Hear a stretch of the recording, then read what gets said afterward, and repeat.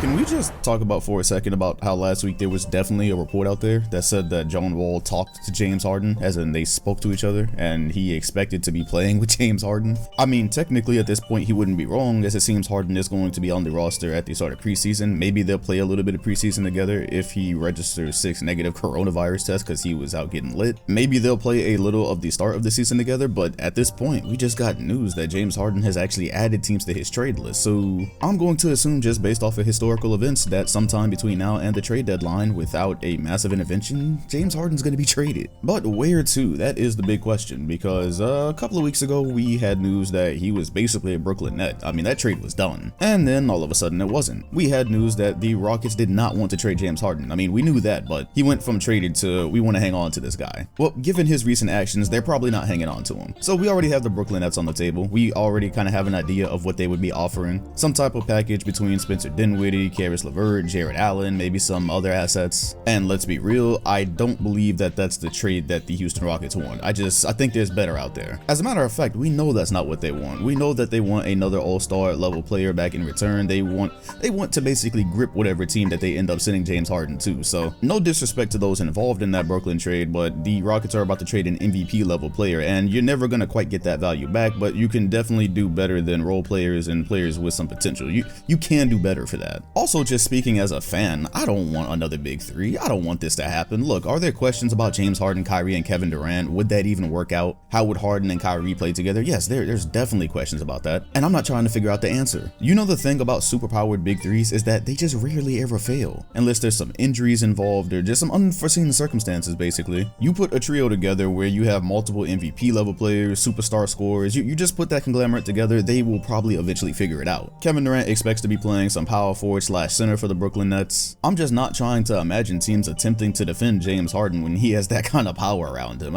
Look, we just got this duo league, okay? It was interesting last year, it's going to be interesting this year. I'm not trying to see trios for a while. Can we take a break from that for at least, I guess realistically, it's probably only going to be like 2 or 3 years, right? Might even be this year. Oh yeah, and also they've got D'Antoni over there running the offense. D'Antoni offense, Jack Vaughn defense, Steve Nash vibes. That's basically the way it was broken down to me. I don't know what it means, but it sounds cool. D'Antoni will squeeze 200 points a game out these boys. I'm just not trying to see it. So up until now, that was the only team where we really knew of any mutual interest. That's all we'd heard, that there was almost a trade there. James Harden would like to be there. KD would like to play with Harden again, even though now he says he doesn't care and he's not worried about that. It's cap. But now we have other legitimate teams on the board because James Harden has interest in being there. Take for instance my personal favorite, the Philadelphia 76ers. Now, Daryl Morey apparently wants to keep his new 2 stars together. Ben Simmons, Joel Embiid. He wants to see if they can work it out before they have to break it up in a few years or whatever. But as the great Optimus Prime once said, fate rarely calls upon us at a time of our choosing. There are not a couple of years to wait on a James Harden trade. And if Houston is willing to do business with Daryl Morey now, which because James Harden maybe wants to be there, maybe they will, I think it's perfect. I'm going to assume that if James Harden is playing in a Sixers jersey, it's because Ben Simmons is playing in a Rockets jersey. I don't realistically see many other ways for a trade like that to play out, given what both sides want and what both sides need. I'm not sure what else is included in this deal, but I do know that the Rockets will have a young star that is only getting better, great defensively, gonna be better offensively, I'm assuming, and it's a great piece to lead them into a rebuild. On the Sixers side, you get James Harden and Joel Embiid, which, guess what? The questions about a duo and how they're supposed to work together all of a sudden disappear. That's a perfect fit basketball-wise. I don't think Embiid is going to have any more complaints about his guard not taking enough threes. I really don't think that is going to be short in supply. Spacing between the 2 most important players on the team all of a sudden is not a problem, and James Harden would be playing in a more diversified offense. It's been a minute since he played with a big man that was a real offensive threat. As a matter of fact, he's never played with anybody like Embiid. I think this is the trade that both teams need to be pursuing. It needs to be based around these 2 guys, Harden and Ben Simmons, because it solves a lot of problems for both teams going forward. But okay, let's say that the Houston Rockets don't want to do business with the guy that just left them, Daryl Morey, because that was what we last heard. They don't want to do that. Well, James Harden has expanded his trade list also to Milwaukee. Whoa. Now that one I didn't see coming. This comes just like a week after Giannis said he didn't mind being the 1, the 2, or the 3, and he would love for another star to come join him. He named 3 specifics, but they were just hypotheticals because obviously they're not coming there. But a James Harden and Giannis fit after all the toxicity and shots through the media, well, at the end of the day, it seems like James Harden knows what's up. First off, I'd like to admit I have no clue how this trade happens without it being a 3-team deal. Milwaukee used a lot of draft capital to acquire Jrue Holiday. All respects to Chris Middleton, but I don't think him and a couple of other pieces from the Bucks is enough for James Harden. I don't personally even see Chris Chris Middleton as the second best player on a championship winning team. So while he would have to be included, this would also have to be one of those mega deals, and it would have to include another team. Now, if I'm the Milwaukee Bucks, I am calling every team in the NBA trying to figure out how I can make this happen. Help me,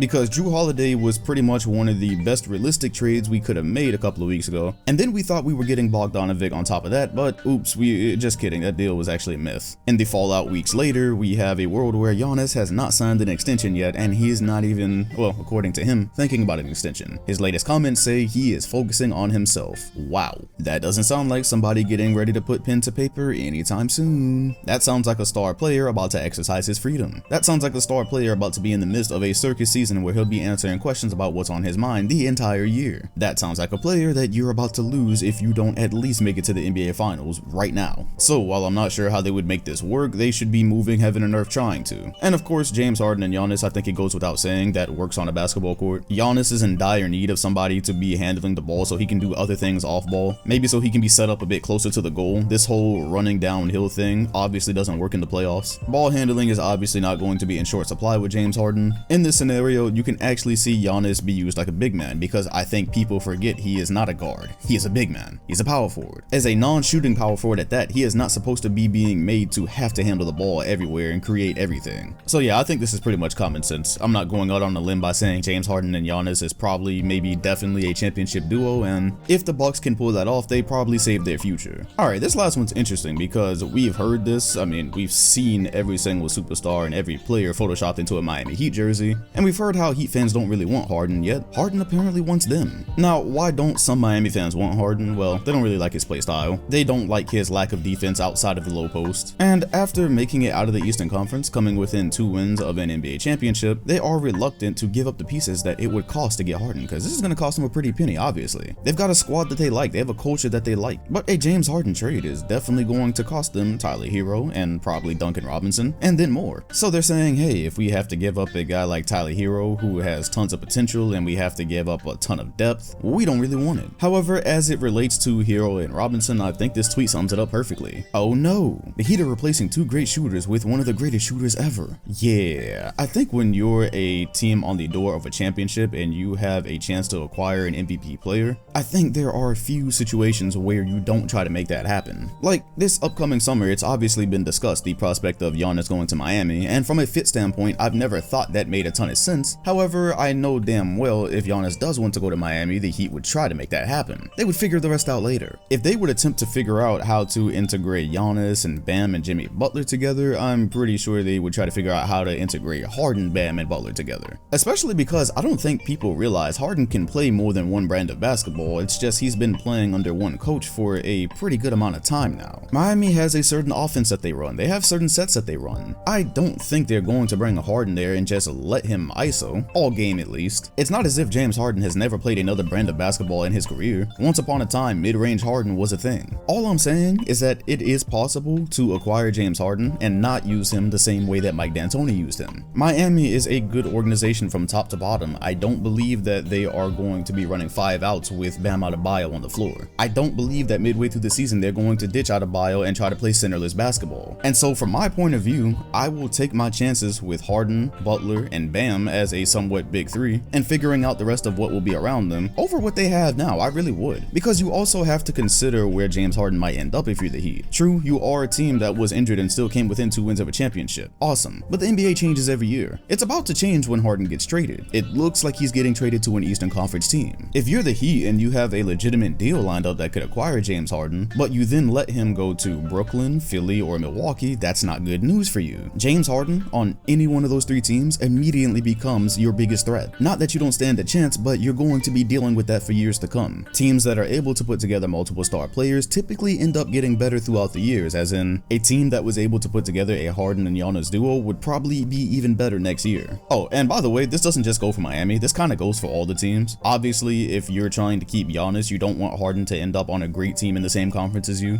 If you're Philly trying to keep together Ben Simmons and Embiid, you also don't want Harden to end up on a better team. But Miami being the conference champions, I feel like they are in a special situation because yes, it would cost them a pretty penny. Yes, there are questions, but if I'm Miami, there are more reasons that I'm trying to make this happen than reasons that I'm not. Again, as I said earlier, star players together typically figure things out. Bam, Butler, Harden, Harden, star players. I think they will eventually figure that out. By the way, if you were watching the Celtics and Heat series, Bam pick and rolls kind of folded the Boston Celtics. Could you imagine Harden and Bam pick and rolls? I can pretty distinctly remember Harden and Capella pick and rolls and lobs, and that was Clint Capella. If you're a Miami Heat fan and you don't want Harden, I think there's a lot more narrative reasons why you don't want him than actual basketball reasons. And you need to not let the narrative reasons override the basketball reasons. Anywho, that's where we currently sit with the James Harden situation. Let me know what you think about it in the comment section below. What team do you think he would fit best with? If you're a fan of any one of these teams that James Harden all of a sudden wants to be a part of, do you want James Harden? I talked about James Harden and this hilarious situation on the podcast last week, so the link is in the comment section and description for that. It's on Spotify, it's on iTunes, it's also on the second channel. Be sure to hit the like button, comment, and sub if you enjoyed, and hit the bell next to my name if you want notifications every time a video drops. I appreciate you all watching, and I'll see you all on the next one.